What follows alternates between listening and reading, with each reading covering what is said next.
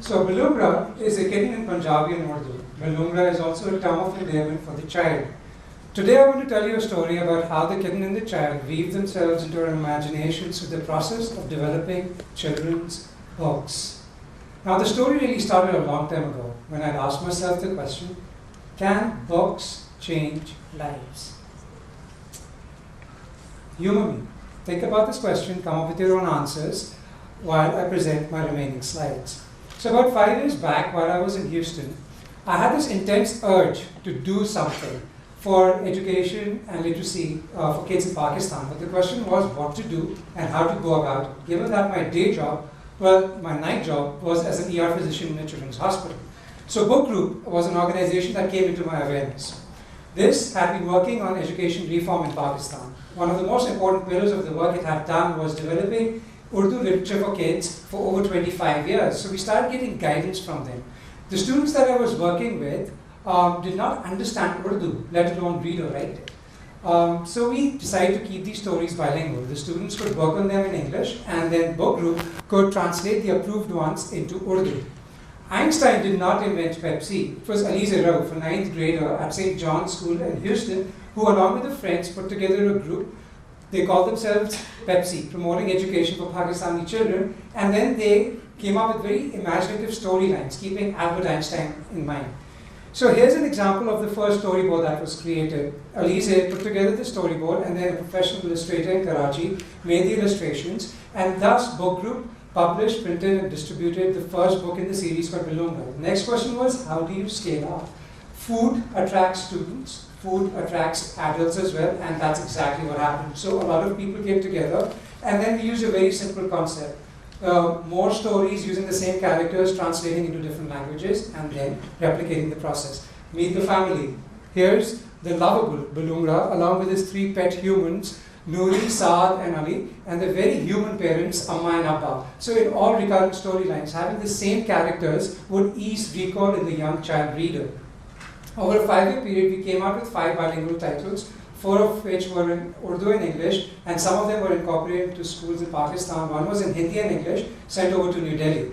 And this was the process that we did. And then what we learned was that creative exploration and expression is not just about writing a story for a child. It also involves reviewing and editing, illustrating, perhaps photographing, translating, and then developing a business model to make this all sustainable. And perhaps all of that impacts child education and literacy. We also learned that people got very upset with the spelling of Biloongra. Some of them wanted us to spell it Biloongra because according to them that's how it was pronounced. So we learned how to deal with people. We learned how to manage them in the process as well. What we demonstrated was that this was small effort work but potentially high impact for all the students who were working on these projects with us. By making children review the material that was being developed by other children, we made children the real drivers of the work that was being done. By making students lead teams of translators, we instilled in them leadership skills, and these students are willing to work for Pakistan irrespective of their background, ethnicity, nationality, or religion, and there was a lot of human interconnectivity through this process.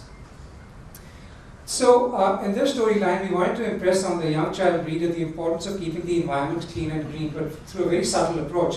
And Dr. Ansel Noor, a dermatologist in the US, made these lovely photo illustrations for this particular story.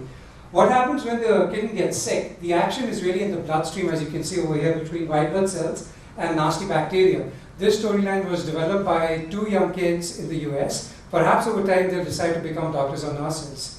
So we can use a similar approach. We can do away with text entirely. We can have some really colorful illustrations. And for low literacy populations, like in Pakistan, we could perhaps impress on the young child the importance of the environment and their own health, including vaccination and basic hygiene. So Biloongra books are being utilized at AKU for a few research projects through the Faculty of Health Sciences. What about the Faculty of Arts and Sciences, so FAS? So maybe more students can pick these up, these projects, and that would lead to more stories, and that would be a totally new dimension to the work. So what? What are the outcome indicators of the work that's been done so far?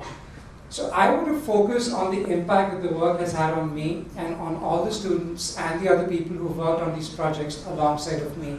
So if you think about it, the question is not really can books change lives, because change is a subtle process and real change comes from within. So the question really becomes, can a book change a life? And the answer to that is a resounding yes.